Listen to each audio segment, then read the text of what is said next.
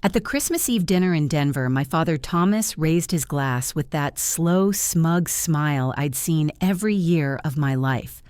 To the one who still can't seem to get her life together, he announced, his voice carrying over the clink of silverware. My sister Marissa didn't miss her cue. She leaned forward, eyes glinting. But at least she makes the rest of us feel financially better about ourselves. The familiar laughter rolled around the table, effortless, rehearsed cruel. I took one slow sip of my wine, set the glass down, and met every pair of eyes in the room. To the one I said evenly who just sold the lakefront cabin in Colorado you've been living in, run Trey. The clinking stopped. My father's smile collapsed. Marissa's froze. My mother Helen's fork hovered in midair. By the time that night arrived, it wasn't just another Christmas Eve dinner. It was the final drop in a glass that had been brimming for years. For Marissa, it would be the beginning of the end, though she didn't know it yet. She'd been living in the lakefront cabin in Colorado for years. Rentrée, not just any cabin. My cabin, I bought it with my own savings, kept the mortgage payments on schedule, handled every repair, and quietly paid the property taxes without ever asking for help. It was the place everyone liked to call the family getaway, but I was the only one who ever kept it standing. Somewhere along the way, Marissa decided it was hers. She spoke about it like she'd built it from the ground up, like she'd worked for every plank of cedar and every stone in the fireplace. She acted like we were all coming to her home for the holidays, a gracious host welcoming us out of the kindness of her heart. The thing is that attitude didn't appear out of nowhere. It was forged over years of sly remarks, smug comparisons, and carefully staged stories that put her just a notch above me. It didn't matter if I helped her out of a jam, which I did more than once. The first time was when her business nearly collapsed. I wired her the down payment she needed for a deal she swore would save her from ruin. She promised she'd pay me back. She never did. The second time, she was buried in credit card debt. I paid off enough to stop the calls from collectors. She laughed it off, saying I'd done my good deed for the decade. Every holiday, the pattern repeated. My father Thomas would take his shot, usually in the form of a joke, and Marissa would sharpen it with something personal. The rest of the table would laugh the same automatic chuckle they always gave, while my mother Helen stared down at her plate, pretending she hadn't heard a thing. I told myself it was easier to play along. I thought that if I stayed quiet, if I smiled and let them have their moment, they'd get bored and move on. But the truth is, they never did. I was the easy target, the one who didn't argue back, the one who could absorb a hit without shattering the picture-perfect holiday dinner. The cabin was the perfect stage for them. Marissa would sit at the head of the table like royalty, telling elaborate stories about her latest business venture, waving her hands like she was in the middle of closing another big deal. She'd serve drinks from the bar I'd stocked, pass around dishes in the kitchen I'd renovated, and smile for photos in front of the fireplace I'd paid to repair. All the while, she'd conveniently forget to mention who actually owned the place. I'd been watching all of this for years, quietly collecting every little slight, every false claim, every unpaid debt. And somewhere in the last 12 months, something shifted in me. I'd started pulling away, not just emotionally, but financially. I stopped picking up the check at family outings. I stopped offering help when Marissa hinted about her unexpected expenses. And then a few months before that Christmas Eve, I made a decision I didn't tell anyone about. I listed the cabin for sale. Quietly, no announcements, no drama, no warning. I didn't want the fight. Not until the deal was done and there was nothing anyone could do to stop it. By the time the papers were signed and the deposit hit my account, I'd already decided how this Christmas was going to go. I wasn't coming to be their silent punchline anymore. I was coming to end the story they'd been telling about me for years. And when Thomas lifted his glass and Marissa delivered her line, I knew I had them exactly where I wanted them. The thing about traditions is that people forget how ugly they can be when they've worn the same mask for long enough. For my family, the holiday toast had been a tradition for as long as I could remember. It wasn't the warm, sentimental kind. My father Thomas's toasts were performances a chance to hold the floor, get a laugh, and remind everyone of where they stood. And I was the designated punchline. I can still remember the first time it happened. I was 23, working 2 jobs and still paying off student loans. When Thomas lifted his glass at Thanksgiving and said to Elena, "May she find a career that doesn't require 2 name tags." The table erupted. I forced a smile, pretending it didn't sting, but my cheeks burned all the same. It never stopped after that. Each year brought a new version, some small, some sharper. Marissa caught on quickly, becoming his perfect sidekick. If his line was the jab, hers was the twist of the knife. "I won Christmas," he said. "To Elena, always finding creative ways to make rent," Marissa added, "like borrowing from family and forgetting to give it back." Laughter, another Easter. Thomas quipped to Elena, the family's free spirit. Marissa grinned and said, "Emphasis on free in every sense of the word." More laughter, always laughter. And my mother, Helen, she became an expert in pretending not to hear. She'd fuss with the gravy boat, check the rolls in the oven, anything to keep from acknowledging the exchange. If I ever called it out, she'd sigh and say, "It's just how they joke, honey. Don't take it so personally." But I did. Of course I did. You can only be told you're less successful, less stable, less worthy so many times before you start to wonder if they're right. The cabin became their favorite backdrop for this theater. Marissa would host with the poise of someone who'd earned it, while Thomas's toasts doubled as thinly veiled reminders that I hadn't. I'd sit there at the long cedar table, my own table looking out at the lake through the windows I'd paid to replace, listening to them, congratulate each other on their wit. Over time, I became less present. Even when I was in the room, I'd fade into the background, letting their words wash over me, counting down the minutes until I could leave. I told myself detachment was strength, that by refusing to react, I was denying them the satisfaction. But the truth was, I was letting them shape the narrative. The real turning point came the year Marissa started introducing the cabin to her friends as her property. I overheard her on the porch one summer afternoon telling a group of her business contacts that she'd inherited the place from a relative who couldn't keep up with it. She said it so smoothly, so casually. You'd think it was gospel truth. That was when I stopped seeing the cabin as a family retreat and started seeing it for what it really was. Leverage a stage for Marissa's image, a prop for Thomas's performances, and a constant reminder that no matter how much I contributed, I'd always be cast as the struggling younger sister.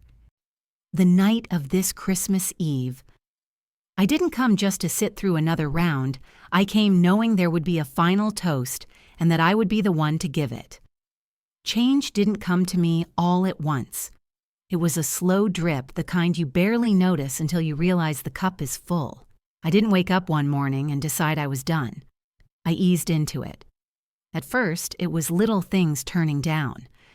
Quick loans Marissa asked for, letting her calls go to voicemail when I knew she was circling around to some favor. She liked to frame them as temporary, as if a timeline would make them less of a burden. But temporary had a way of stretching into forever when it came to her. Then I stopped covering for the small stuff. For years, I'd quietly paid for the cabin's utilities, the off-season maintenance, even the landscaping. Marissa would plan summer parties without asking if the property was ready, and I'd rush to make sure it looked perfect before her guests arrived. No more. That spring, when she hinted about hosting a 4th of July barbecue, I said nothing. She showed up to find the dock roped off for repairs. The lawn patchy and overgrown. She didn't invite me the next year. In the meantime, I started keeping records not out of spite, but out of self-preservation. Every expense, every wire transfer, every property tax bill I'd covered went into a neat private folder on my laptop. I didn't need to use it yet, but knowing it was there gave me a sense of control I hadn't felt in years. The real pivot came in late summer. I was sitting on the deck of the cabin, the evening air cool against my skin, looking out at the glassy surface of the lake. Marissa was inside laughing with her friends, her voice carrying through the open windows. They were talking about a renovation, her renovation new kitchen counters, updated appliances, maybe even knocking down a wall. I remember staring at the water and thinking, she's already spending money she doesn't have on something that isn't hers.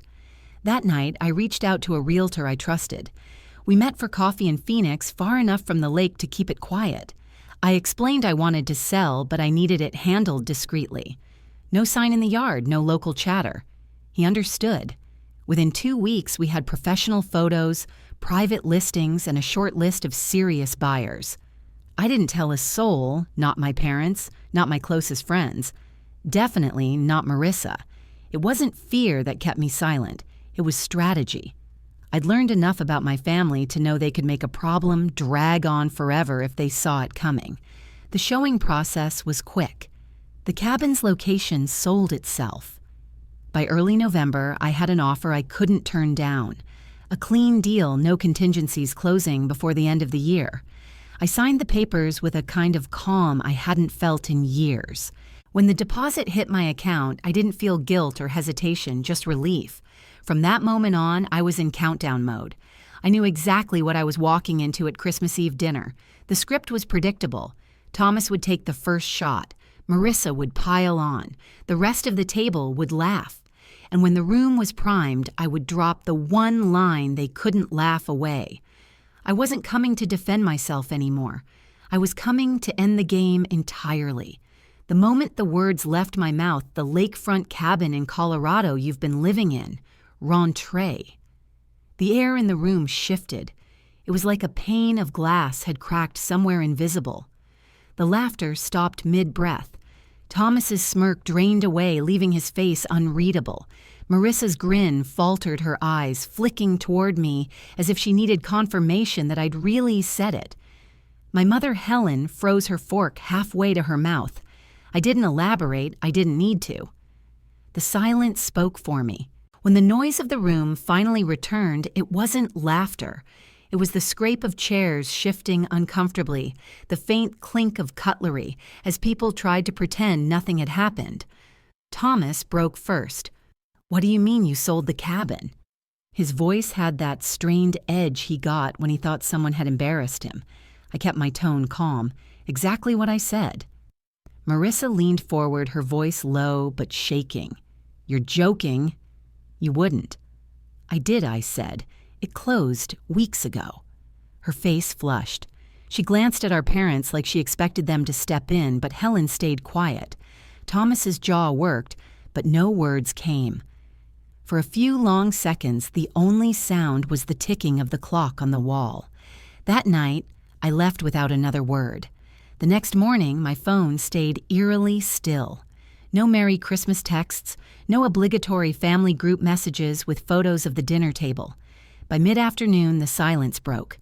First Marissa, then Thomas, then Helen, all calling within minutes of each other. I ignored everyone. They weren't calling to check in. They were calling to undo what I'd already done. They didn't know that the sale had been in motion for months. The listing was private, the showings quiet, the paperwork signed before anyone had a chance to interfere. The deposit was already sitting in my account. There was nothing left to save. For Marissa, it wasn't just losing a place to spend the holidays. She'd been living there nearly full-time for 3 years. The cabin's address was on everything from her bank accounts to party invitations. She'd hosted friends there, posed for pictures on the deck, and passed it off as her own. She never paid a cent toward the mortgage, the taxes, or the upkeep. I'd handled every bill without complaint, and in return, I got to be the butt of the joke at every family gathering. By evening, the knocking started sharp, impatient. I opened my apartment door to find Marissa standing there, hair pulled back, no makeup, oversized sweatshirt hanging off one shoulder. "You can't just sell it," she said, stepping inside without asking. "I can," I replied, shutting the door behind her. She paced my living room, words spilling out in a rush. Was there still time to cancel? Did I understand what this meant for her? Did I realize how much she'd invested in making that cabin hers? When she finally ran out of steam, I told her the truth.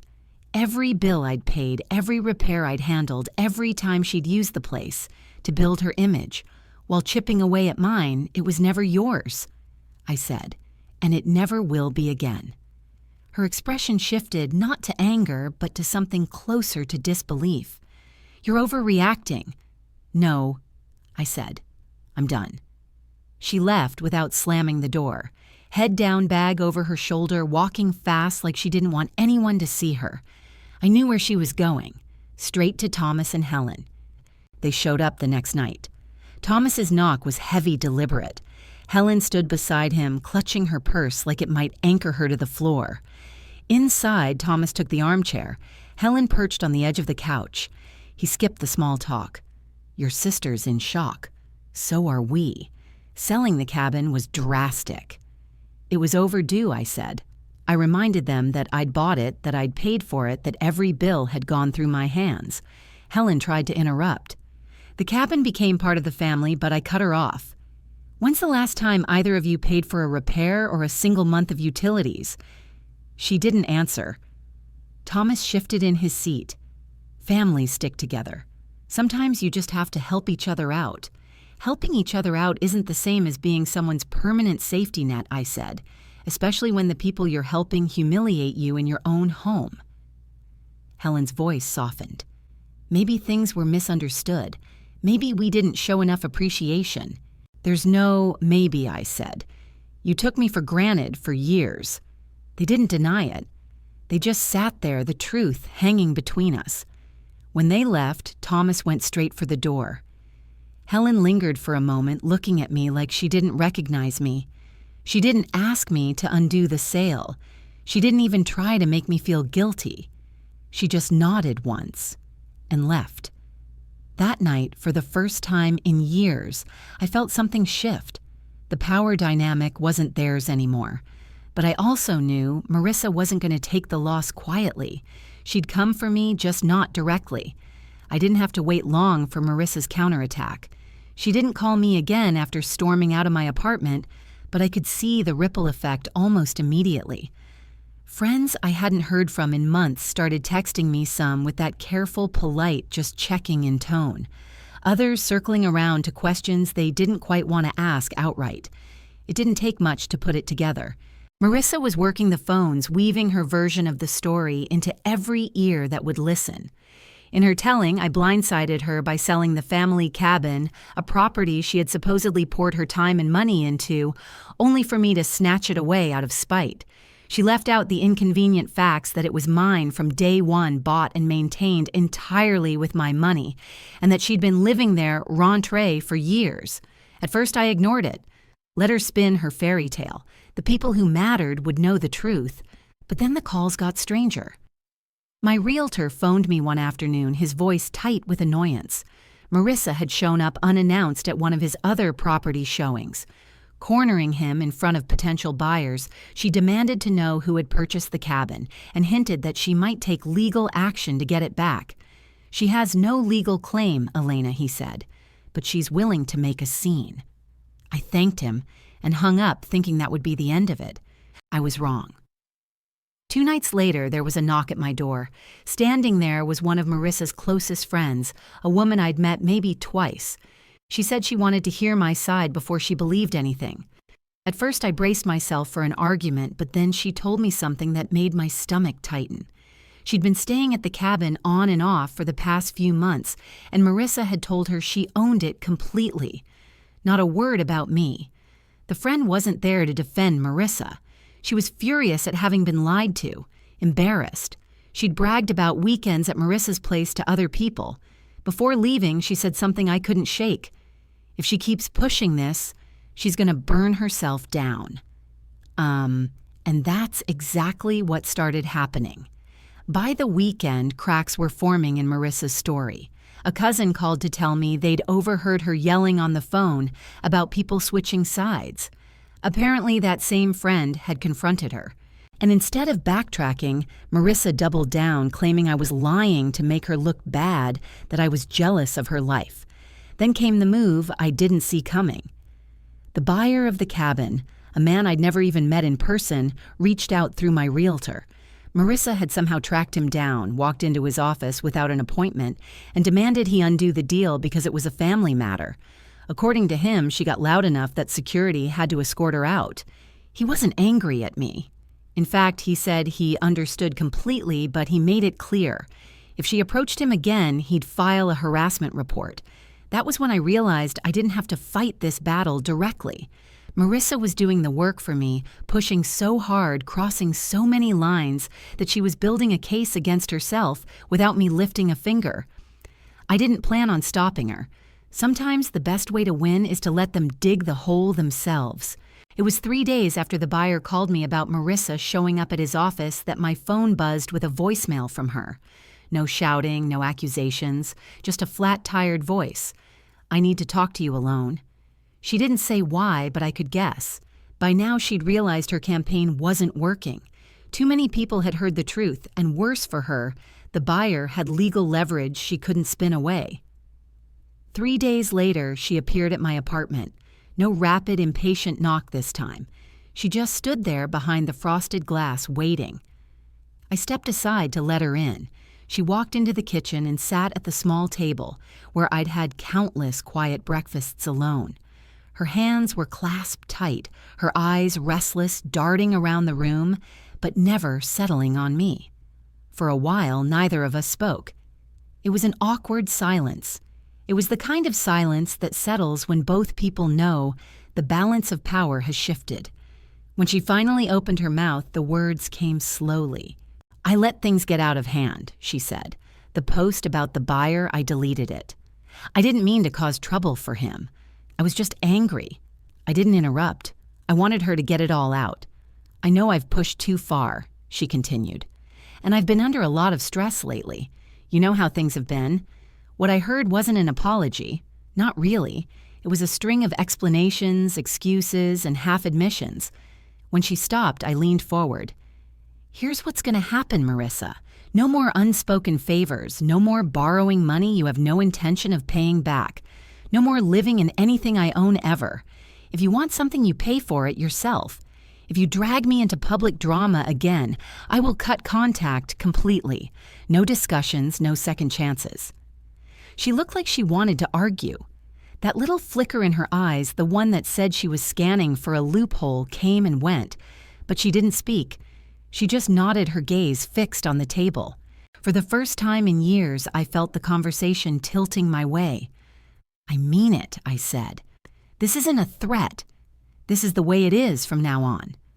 Another nod. When she left, she didn't slam the door or mutter a parting shot. She just walked out, shoulders slightly hunched, the weight of the shift between us pressing down. I thought that was it, the clean break I'd been working toward. But a week later, the buyer called again.